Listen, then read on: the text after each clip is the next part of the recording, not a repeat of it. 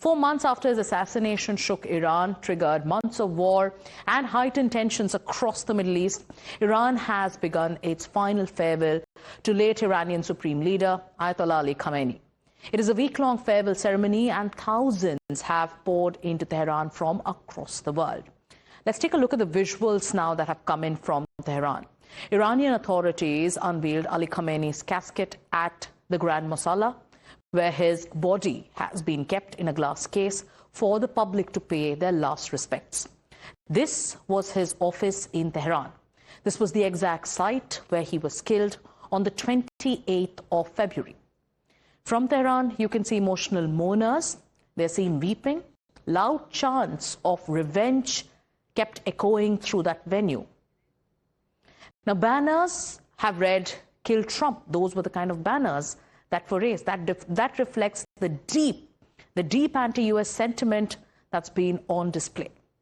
With that, let's get you some more information and some more breaking news that's now coming in, because exiled Iranian opposition figure Reza Pahlavi has also sharply criticized the ceremony that was held for Iran's Supreme Leader, claiming that it does not reflect the sentiments of Iranian people. So in a post on X, Pahlavi alleged that Iranians are mourning thousands of people who've been killed during crackdown under the current leadership rather than grieving the country's ruler. He's also accused the current dispensation of spending public money on what he described as a propaganda event, and then asserted that the absence of democratic world leaders at this particular ceremony underscored Iran's international isolation. He further claimed that public anger against the ruling establishment continues to grow and would ultimately challenge the regime's hold on power. But let's get you some more voices that are coming in as we get these pictures from Tehran. This is the final farewell to Ayatollah Ali Khamenei. ما هممون طالب انتقام رهبر شهیدمون هستیم و این انتقام باید یک چیز عملی و جزئی باشه. به چه معنا؟ به این معنا که خون تمام کسانی که و شاید و باید و تابت علی قتله باید ریخته بشه زمین. من بچه کوچیک دارم، گذاشتم خونه و اومدم فقط برای این که بگم رهبرم به خاطر ایرانش رفت. ایرانش از این به بعد ما باید زنده نگه داریم. All right, so we're getting you pictures from Tehran, but there's also criticism coming in. The contrary voice coming in is that of Reza Pahlavi. And Reza Pahlavi, he is the exiled Iranian opposition figure who has sharply criticized this ceremony that has been held. So let's take you through the post of Reza Pahlavi. What does he say? He says to the foreign representatives in Tehran to mourn Iran's deceased dictator Ali Khamenei, Iran is not mourning him. Iran is mourning more than 40,000 sons and daughters slaughtered on the 8th of January and on the 9th of January by Khamenei, by Ghalibaf, and by their machinery of repression.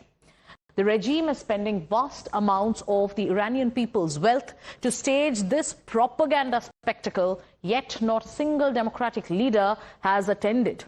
What you see today is not a nation in grief for its ruler. It is a nation filled with righteous anger, and that anger and heroic bravery will bring down what remains of this criminal regime. Let me go across to Ashok Sajjanar, who's joining us on this broadcast. Good morning, Mr. Sajjanar.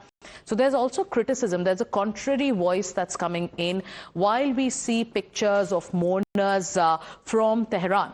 And this voice is that of Reza Pahlavi, who says that this is a spectacle, a PR by the current regime in Iran. But the fact remains that this is not the people of Iran who are mourning a leader. This is the people who are mourning the fact that thousands and thousands were killed due to repression. What's your take on the situation as it unfolds and the message that Iran is trying to send the world? Yeah, thank you very much for having me. Meaning, to an extent, I agree with what Reza Pahlavi has said, and to an extent, I don't. So where I agree with him is that, yes, definitely it is choreographed. It is a very sort of, curated event, basically to get all the people under the regime to tell them that, what is the oppression and injustice that they have been facing, and they all must unite and rise up against that. So that is one in terms of drumming up support as far as the domestic audience is concerned. Second is to send out a message, choreographed very, very well, that to the international community that we are united and seen this conflict over the last whatever 100 odd days. But has there been any single protest in his favor in Iran or anywhere else in the world? No. He doesn't, meaning he's trying to seek relevance for himself, which is good, which is, what he will try to do. But the last point here I would like to say is, you see, the regime in Iran, IRGC, is a very oppressive regime. Right. It's a very repressive regime.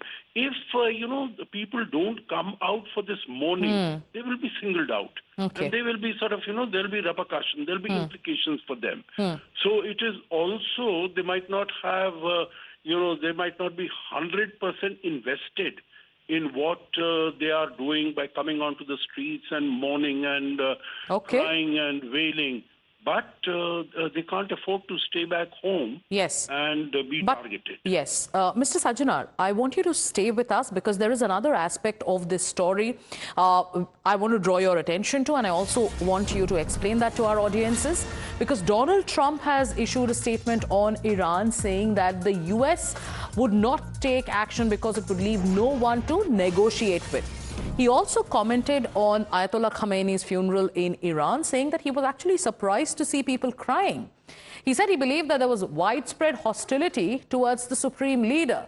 So that's what Donald Trump is saying. He's saying he's actually surprised to see these pictures where he's seeing people mourning, where Iran is trying to project how there is grief, there is this outpouring for Ayatollah Ali Khamenei. So Donald Trump says that he's absolutely surprised because he thought that there was widespread hostility towards Ayatollah Ali Khamenei. What's your take on what the President of the United States has to say? You know what the President of the United States says? He is displaying his ignorance. He is displaying his ignorance. The President of the United States says he is displaying his ignorance. He is displaying his ignorance of the cultural moorings of Iran, of the Shia world. You know, for the Shia world, he is a martyr. Ali Khamenei is a martyr, and this is what he's being projected as, this is what he's being seen as, and that is why sort of, people are coming out onto the street. Meaning you see that, the Imam Hussein and Hassan, that was in 656. Till today, people are sort of, the Shia Muslims. Okay. They wail and they mark his shahadat, his tribute, pay tribute to him against in his fight against injustice. So, this is a practice. Shahadat, martyrdom, is celebrated in Shiaism. And the second point, as I said, that this is a repressive regime. So, people cannot really afford to stay inside. The other thing is, if Ali Khamenei was so unpopular, then this war has been going on for this 100+ days. Those people who were opposed to him, they would have come out on the streets. They would have demonstrated.